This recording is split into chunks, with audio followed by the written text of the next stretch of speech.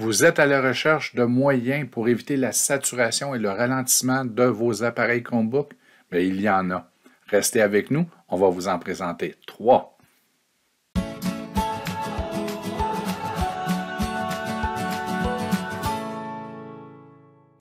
En effet, il est possible d'éviter la saturation des appareils Chromebook. Dans certaines circonstances, c'est incontournable, mais dans la majorité des cas, on peut l'éviter.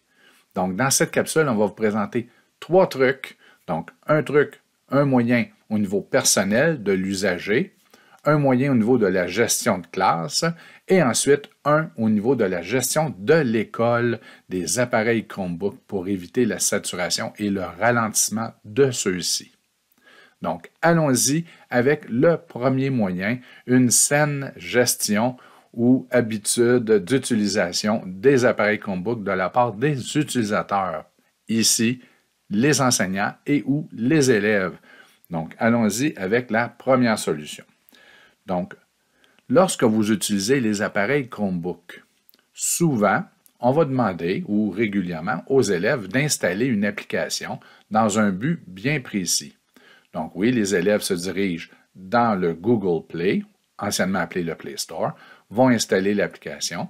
On l'utilise, c'est très bien, mais lorsqu'on a terminé, on peut aussi demander et on devrait aux élèves de retirer l'application en question. Donc, par exemple, pour un projet Lego, on installe le logiciel Lego, l'application Lego, et une fois qu'on a terminé le projet, on demande aux élèves, ça prend environ 10 secondes, de retirer l'application, ce qui va libérer énormément de place sur les appareils de type Chromebook. Donc, allons-y.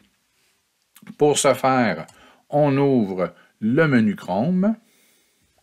Si vous utilisez une souris, donc vous sélectionnez l'application que vous désirez retirer, dans ce cas-ci, Slice Fractions.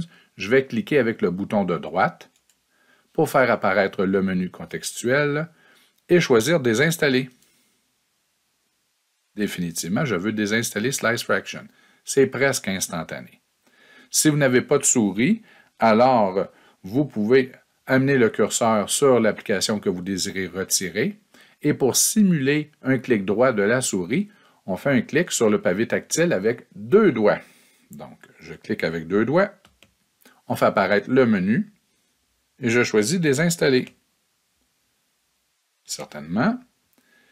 Et si vous avez un appareil tactile, alors vous pouvez simplement appliquer une longue pression avec votre doigt, donc environ 1 seconde à 1 seconde et demie, sur l'article que vous désirez enlever. Ça va faire apparaître le menu contextuel et je vais choisir Désinstaller. Donc, il est une bonne pratique lorsque vous avez terminé avec les élèves d'utiliser une application, de la retirer.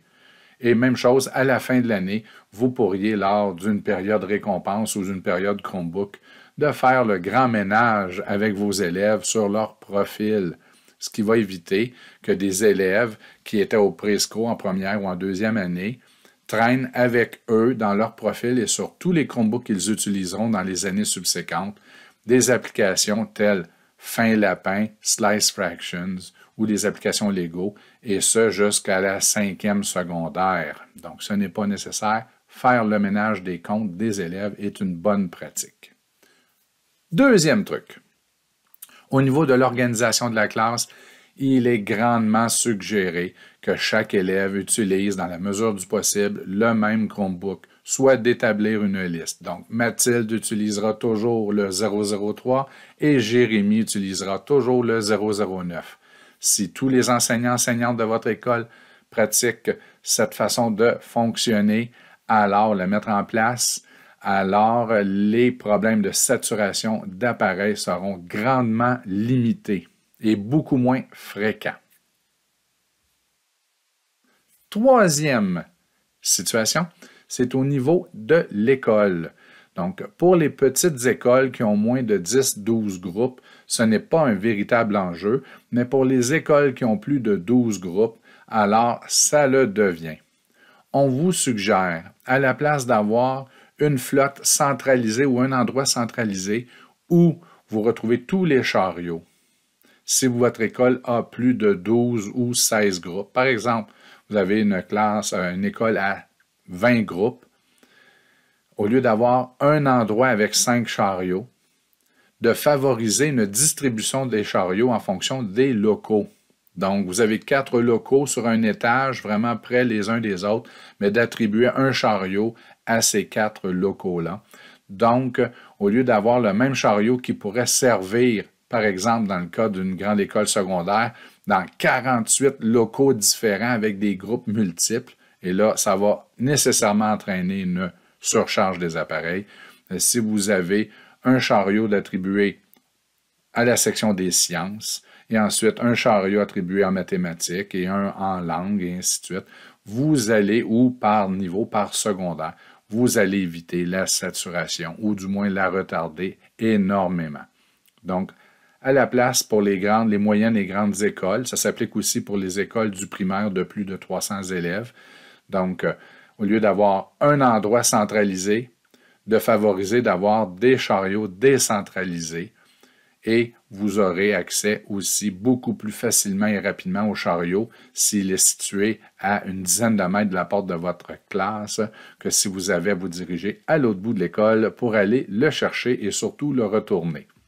Donc, 3 trucs pour éviter la saturation. Une saine habitude d'utilisation de l'appareil de la part des utilisateurs. On ajoute les applications au besoin, on les retire lorsqu'on a terminé. Ensuite, de toujours attribuer, dans la mesure du possible, le même appareil à l'élève, au même élève. Et pour terminer, de favoriser une décentralisation des chariots pour éviter que d'une fois à l'autre, on n'utilise jamais le même chariot et que les appareils se ramassent avec trop d'utilisateurs. Donc, j'espère que ces trucs vous auront aidé et bonne utilisation avec les Chromebooks. Et évidemment, si malgré tout cela, il y a une saturation des appareils, alors vous pourrez faire un GRDS, une demande pour faire un nettoyage, donc une remise à neuf de l'appareil au technicien. Bonne journée et à la prochaine.